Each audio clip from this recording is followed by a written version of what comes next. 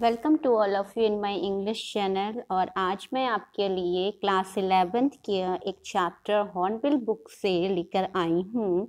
Chapter 2, we were not afraid to die if we can all be together. So चलते हैं, देखते हैं इस चैप्टर को। देखिए यहाँ पर जो नरेटर है वो अपनी फैमिली के साथ जा रहा है वॉयज पर, तो उसी का यहाँ पर डिस्क्रिप्शन किया गया है। This chapter is written by Gordon Cook. Gordon Cook ने ये चैप्टर लिखा हुआ है।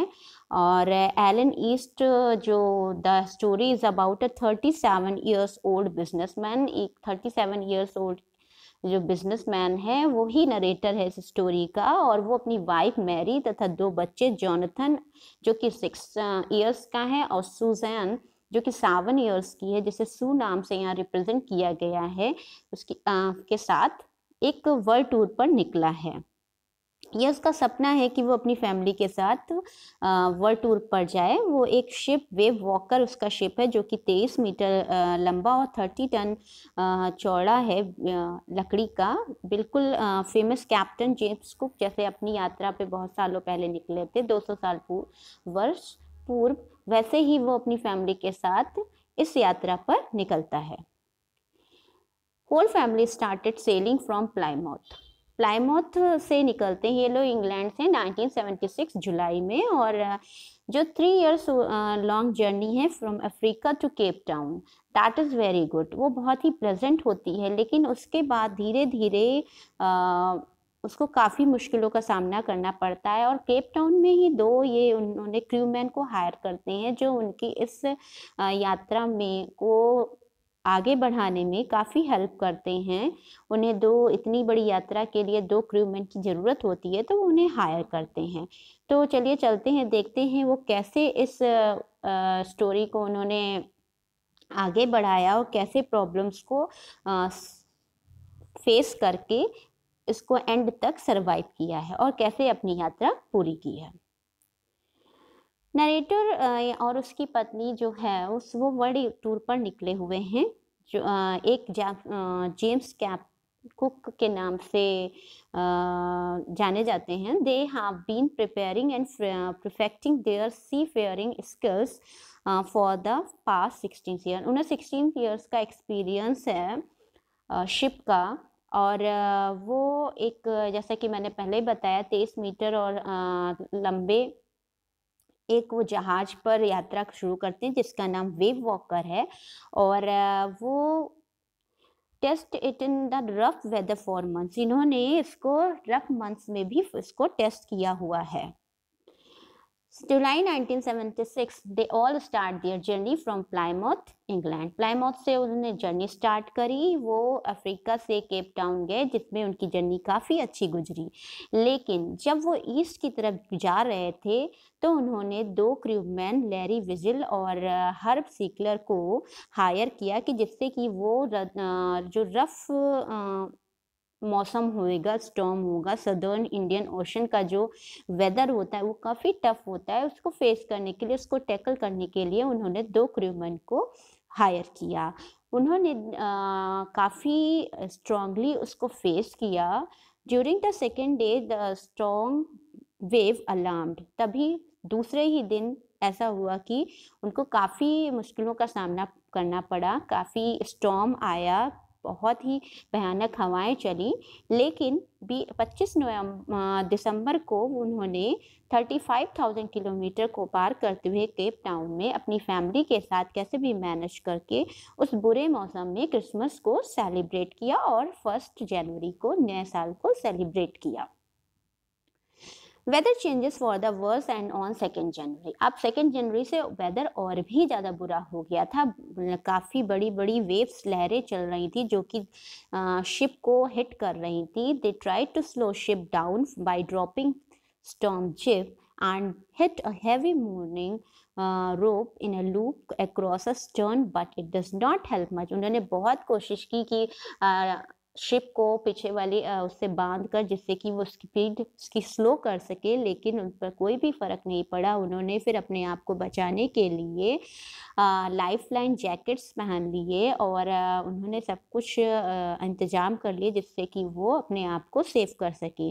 फिर शाम तक vertical and huge wave strikes the ship, बहुत ही तेज़ जो वेव थी वो उसने स्ट्राइक किया शिप को, और नरेटर जो पानी से शिप से बाहर काफ़ी तेज गिरा जाके लहरों के बीच में ही। एक्सेप्ट हिज अप्रोचिंग, जैसे लग रहा था कि वो लगभग मरने ही वाला है और वो अपना कॉन्शियसनेस खोने ही वाला था, लेकिन the ship is about to overturn, तभी एक अचानक लहर ने उसे फिर से उस शिप में गिराया दोबारा, एंड ही सफ़र्स इंजरीज, और उसके काफ़ी बड़े झोंके से जब वो वापस शिप के अंदर गिरा तो उसकी रिब्स और टूट गई थी पसलियाँ, और उसके मुंह से काफ़ी खून बह रहा था, उसके दांत सारे टूट चुके थे।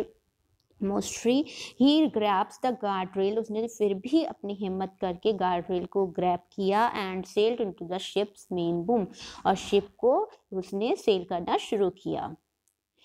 उसने अपनी वाइफ को इंस्ट्रक्ट किया कि वो व्हील को पकड़े रहे, and then he see realised that the ship has water in the lower parts. तब उसकी वाइफ ने कहा कि सारे लोअर पार्ट्स में शिप में पानी भर गया है। उसने अपने क्रूमैन्स को स्टार्ट किया कि वो पंपिंग करके बाहर पानी निकाले।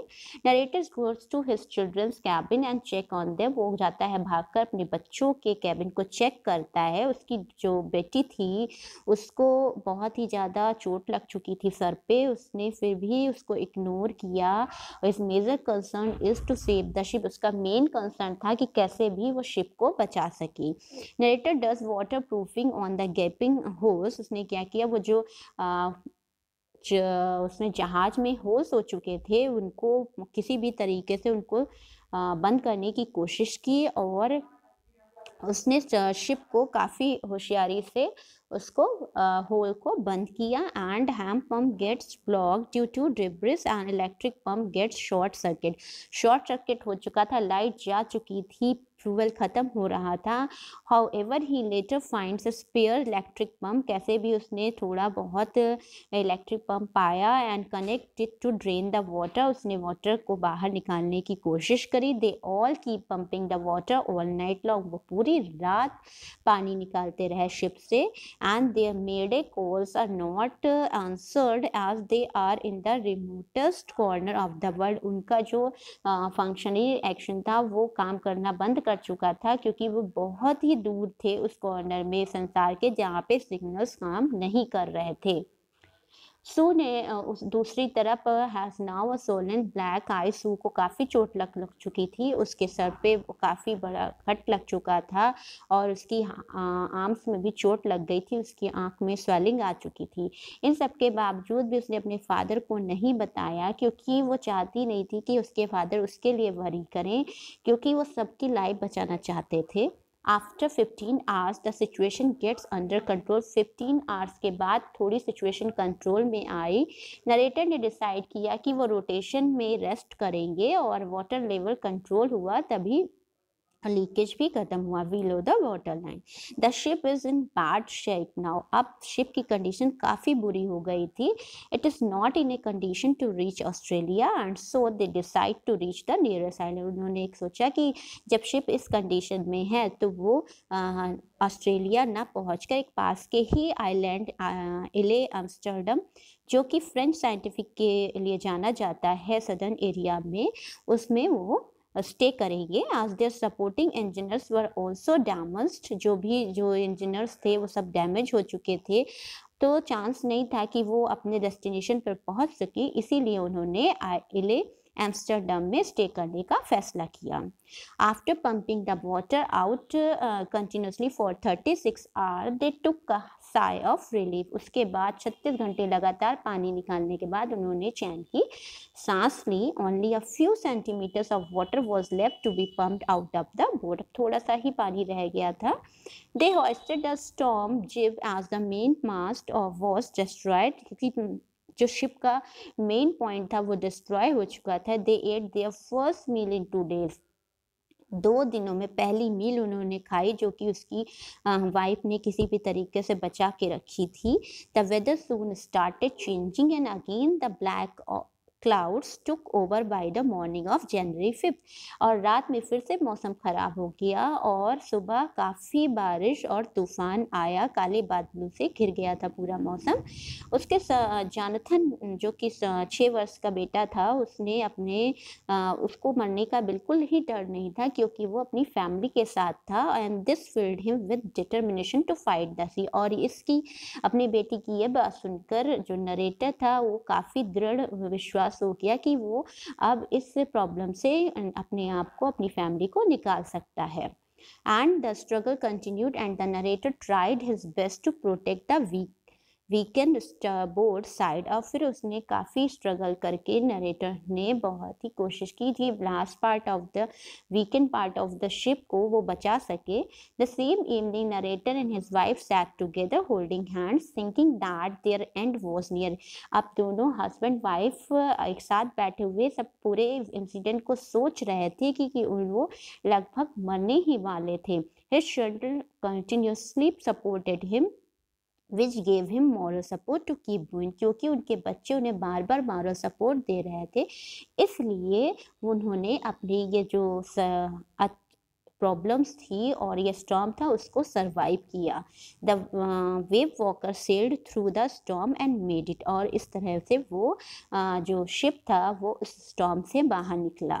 The narrator then calculated their exact position by working on the wind speed. Wind speed को देखकर उन्होंने अपनी एग्जैक्ट पोजीशन कैलकुलेट की। And while he was brainstorming Sue gave him a card that she had made expressing her love and gratitude towards the family. जब वो ये सब काम कर रहे थे तभी सू आई और उसने एक कार्ड बनाया था जिसमें उसने अपनी फैमिली और क्रू मेंबर को थैंक यू कहा था, जो उन्होंने अपनी लाइफ को बचाने में स्पेंड करी। और उन्होंने काफ़ी सारे उसने अपनी फैमिली के स्केचेस भी बनाए थे उस कार्ड में। उसने लैरी को इंस्ट्रक्ट किया कि 185 डिग्रीज पर अब वो उसको चलाएंगे। He said that if they were lucky they could hope to find an island by 5 PM। अगर वो लकी होंगे तो 5 बजे तक अपने आइलैंड तक पहुंच जाएंगे। उसने थोड़ी देर रेस्ट करने को सोचा, 6 बजे तक उसने रेस्ट किया। तभी वहाँ पर ही believe that they did not make it and was disappointed. उसे लगा कि वहाँ नहीं पहुँच पाए हैं और वो डिसअपॉइंट हो रहा था। लेकिन तभी उसका बेटा आता है, वो इन्फॉर्म करता है कि वो इले एम्स्टर्डम पहुंच गए हैं। He called him best daddy and best captain. उसने उसे बेस्ट डैडी और बेस्ट कैप्टन कहा अपने पिता को, नरेटर को। They reach the island with little struggle.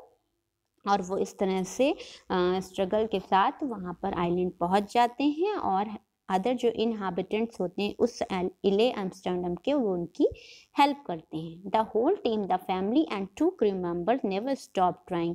इन लोगों ने कभी भी हार नहीं मानी उस स्टॉर्म से अपने आप को निकालने में। Their struggle and hard work finally saved him. और उनके स्ट्रगल और हार्ड वर्क ने उनको सेव कर लिया।